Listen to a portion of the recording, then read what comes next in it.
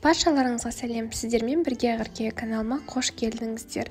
Тіркеліп, қоңыраушаны басып қойды ұмытпаңыздар. Бүгін осындай жасалу жолы өте оңай, ерекше, мейрамдық дастарханға арналған салаттың рецептісімен бөлісетін боламын. Ингредиенттерімді описанияға жазып қоятын боламын. Бір ескертетін жайт, бұл описанияда жазылған мөлшемелер тек 1-2 порцияға арналған. Егер сіз көбірек істейтін болсаңыз, онда порциясын үлкейтетін боласыз. Ол үшін алдын ала осылай сәбізді, картопты, жұмыртқаны және де тауықтың кеудешесін қайнатып аламыз. Барлығын қайнатып болған соң, осылай видеода көрсетілгендей барлығын кубик етіп, яғни 4 бұрыштық етіп турап шығамыз.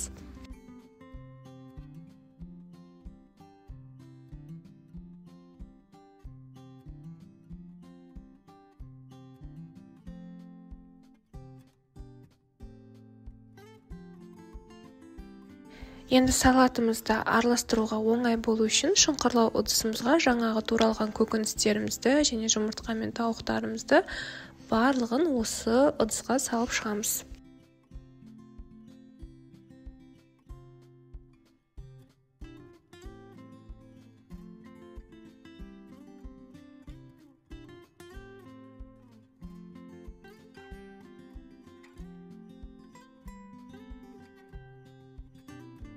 Барлығын салып болған соң, дәміне орай тұз, бұрыш салып шығамыз. Соңына қарай көз мөлшерімен майонезімізді құйып, одан соң барлығы бір келкі болғанша араластырып шығамыз.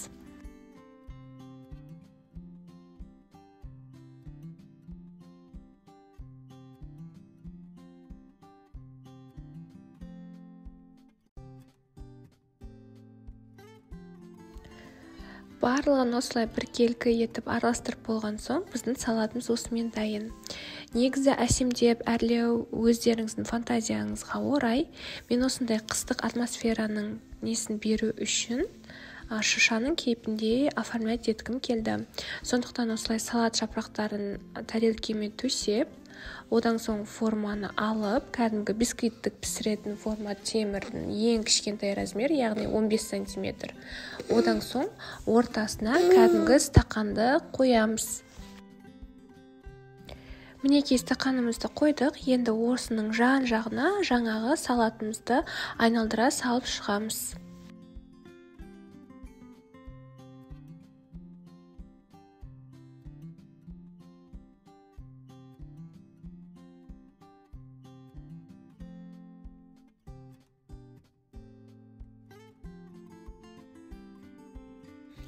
Мінекей салатымызды салып болған соң, осылай қасықтың көмегімен үстін басып шығамыз. Формасын ұстап, әдемі форма шығару үшін.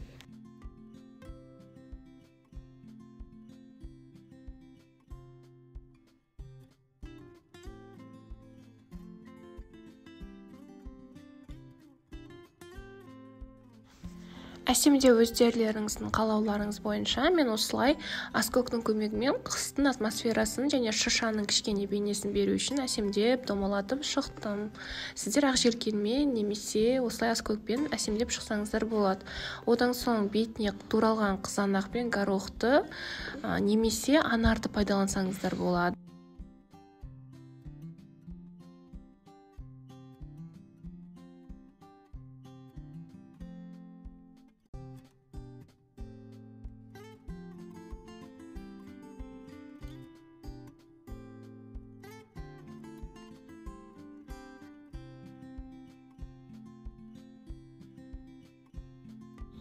Осымен салатымыз дайын болды. Каналыма тіркеліп, қоңыраушаны, лайкты, комментарий жазуды ұмытпаңыздар. Алда көптеген рецепттермен бөлісетін боламын. Астарыңыз дәмді болсын.